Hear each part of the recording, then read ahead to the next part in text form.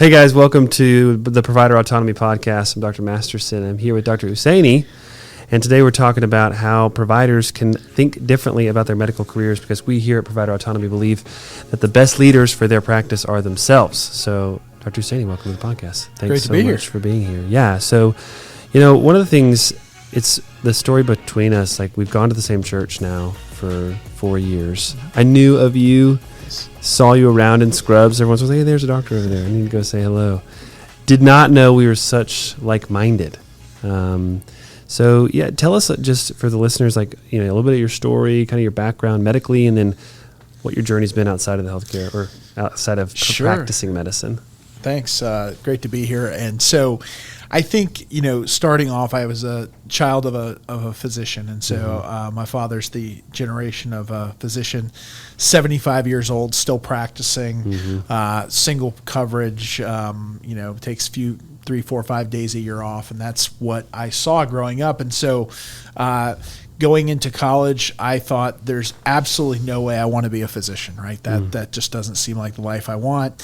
However, loved healthcare. And so that led me into medical school, and I have 3 other siblings that are physicians. And so one thing that I realized pretty early on was that I loved healthcare, but I probably had maybe a little bit of a view of how I wanted to affect the world in a bigger way, if you will, other than just one patient at a time. And so I always had this desire to change healthcare, worldwide, countrywide, citywide. And so as I continued to go through the process, decided to do emergency medicine and continued to work in that world. I just felt like to be the most complete person, the most complete physician, is I really needed to understand and get a good handle on all the different facets of healthcare. I mean,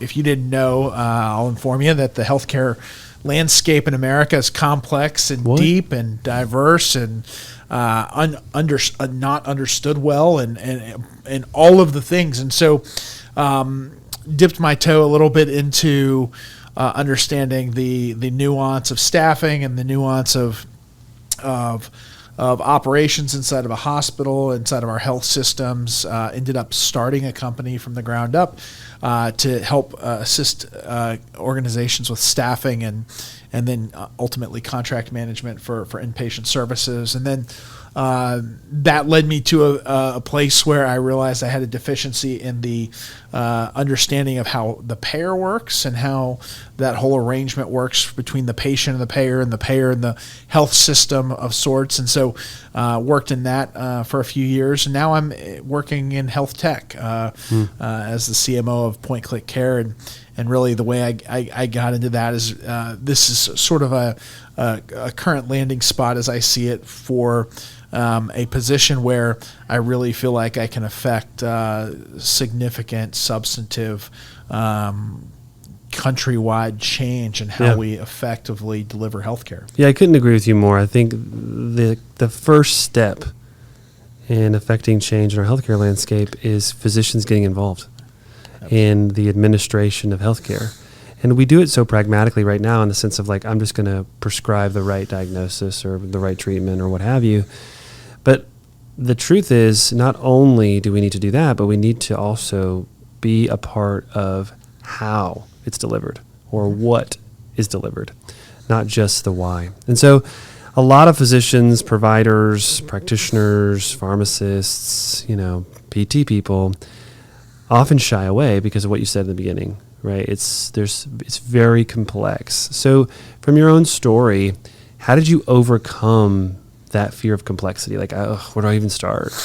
Yeah, I mean, I think part of it comes with failure initially. I mean, I left out a story of trying to start a company, a school telehealth platform, probably 4 or 5 years before its time, and failed and realized that those stories about being able to conquer the world, you realize quickly you need a team, you need people, you need help, you need expertise. And so I think you just got to keep picking yourself up by the bootstraps. When students go to medical school and they go into residency and things of that nature, I often hear like doubt in their voice sometimes about, man, I hope I can cut the mustard to make it through medical school. And what I share with them all the time is like, remember, the system is set up for you to succeed. The system is set up for you, for everybody to go through, do the work, do your best. And in reality, that the system is set up for you to succeed.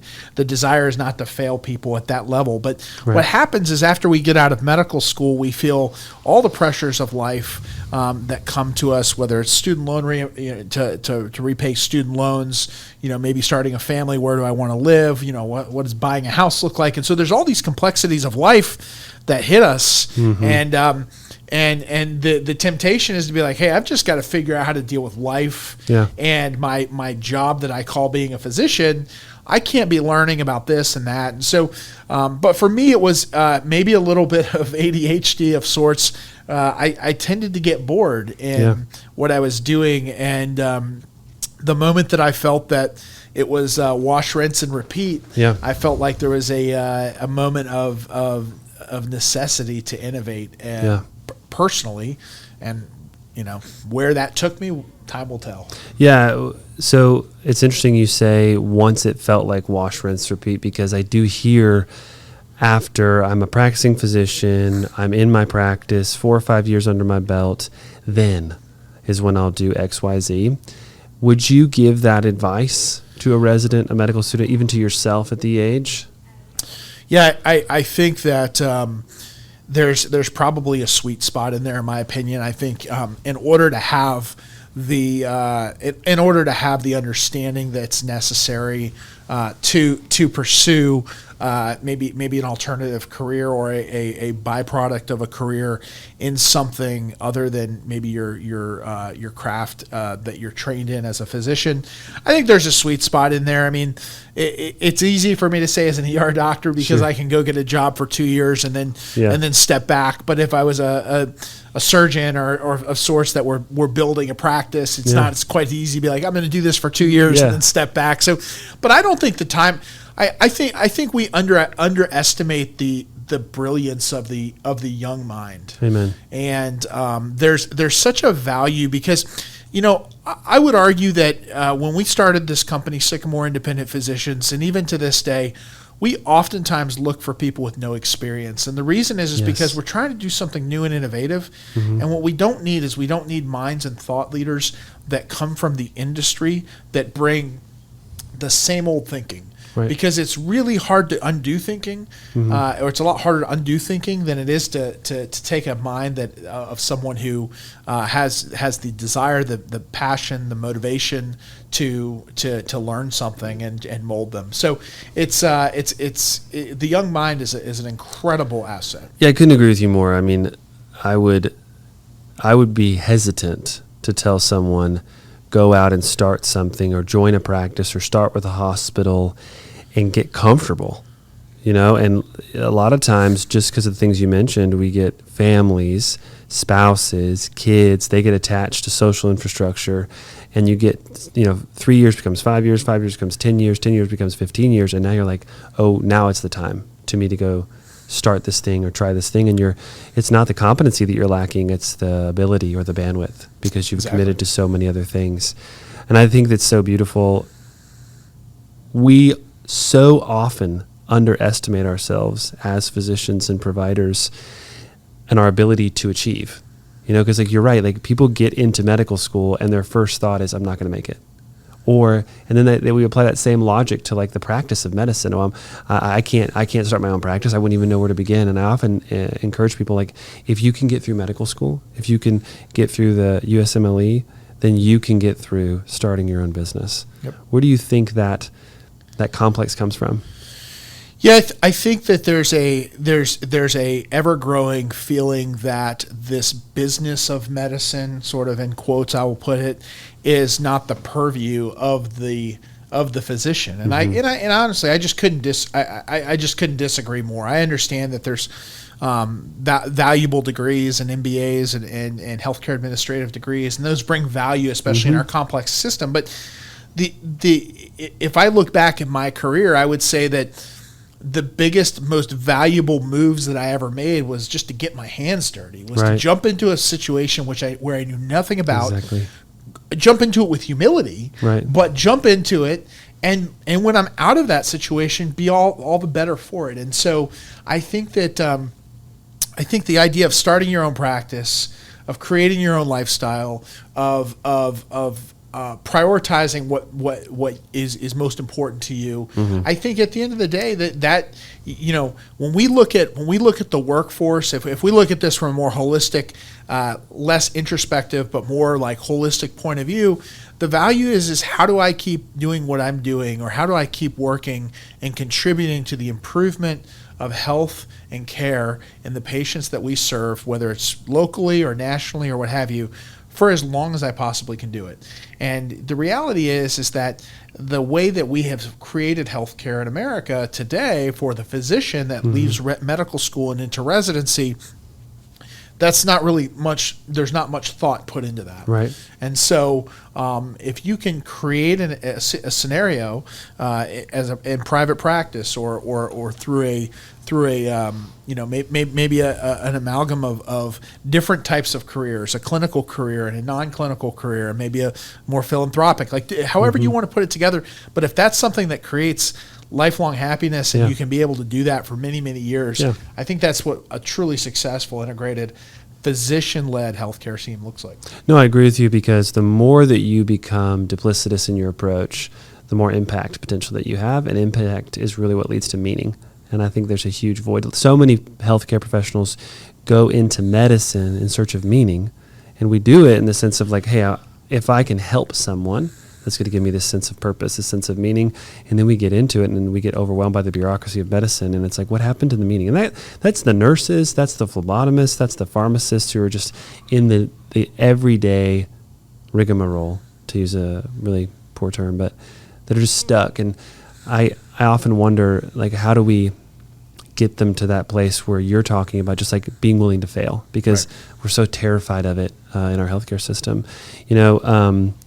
I totally agree with everything you just said, but I am going to ask kind of the countervailing argument, which is, if that's true, and physicians and the young mind is really beautiful and has all this potential, and there's all this ability to create this amalgam of a career for impact, why is there the innuendo or the judgment that physicians are just such bad business people?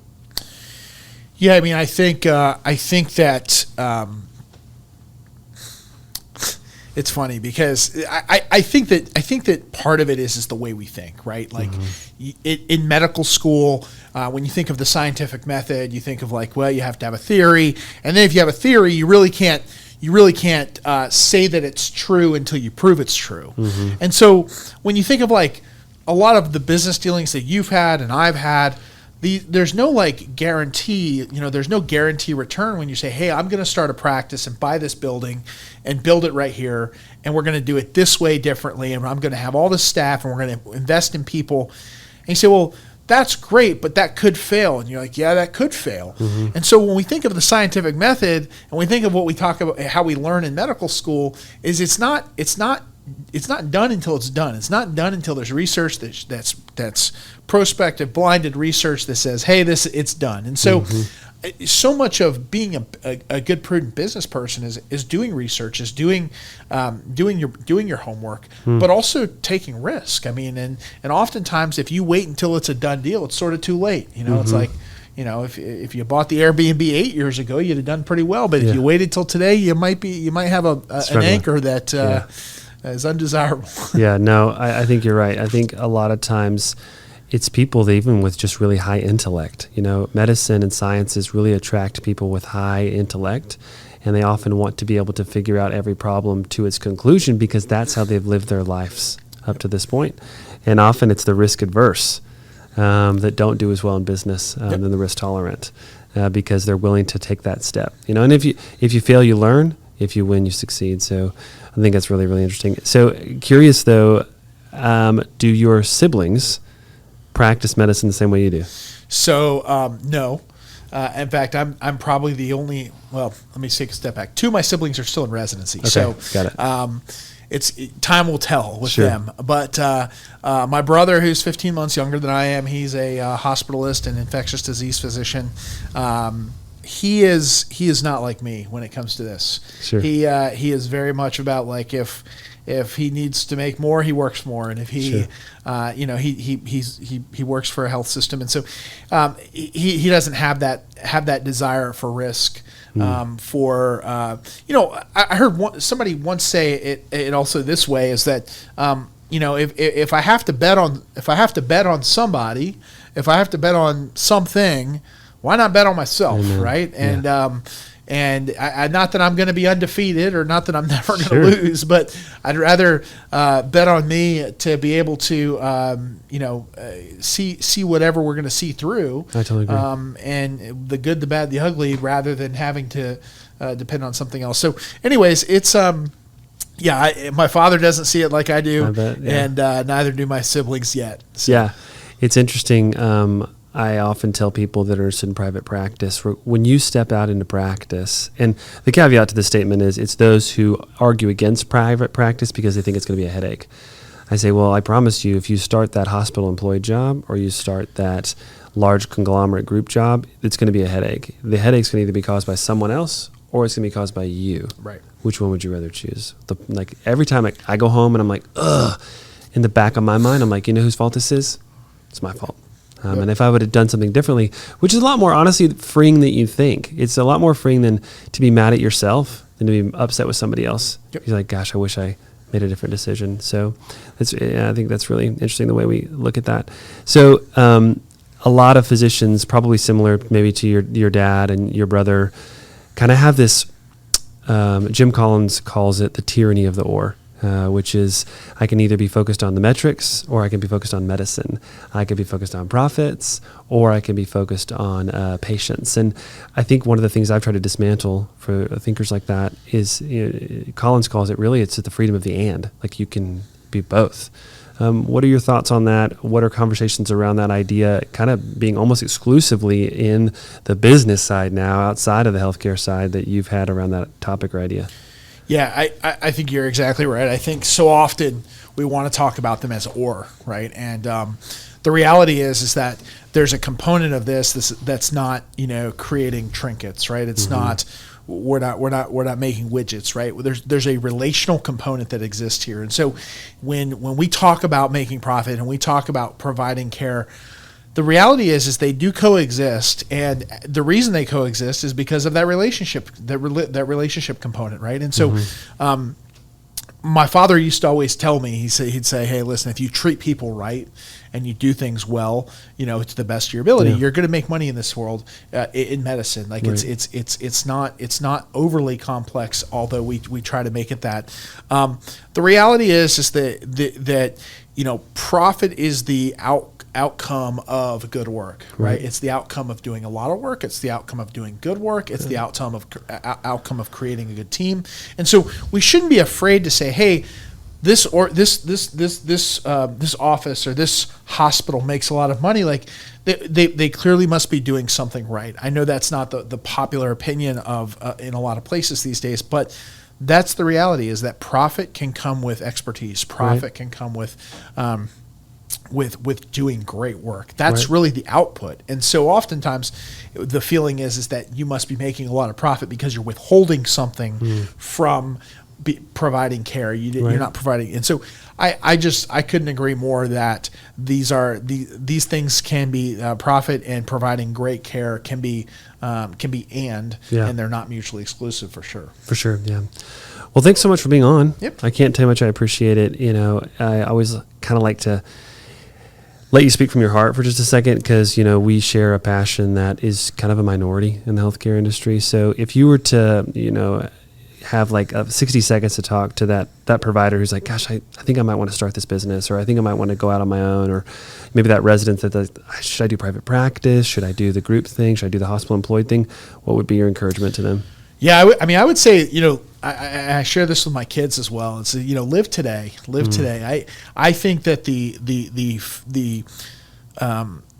the effects of medical school and college and sort of this institutionalization that we have that is healthcare causes us to always look towards the next thing. And so, if today you want to consider private practice, go into private practice. Yeah. And the last thing I'll say about that is that you have a degree and you have an ability that cannot be taken away from you. So Right. you will not succeed at everything you do in life. None of us will. But the reality is you have something to fall back on. God Right. forbid that happened. And so, I would say that the worst thing for me personally, from a career standpoint, is if I got to the end of my career and I said, with multiple things, shoulda, coulda, woulda. And I would encourage you, as a 28-year-old graduate of medical school, to not hit 30 or even 40 and say, shoulda, coulda, woulda. Yeah. Just go do it. Right. That's good. Well, thanks for joining us here on Provider Autonomy Podcast. We believe that providers are the best leaders for their practice. We'll see you next time.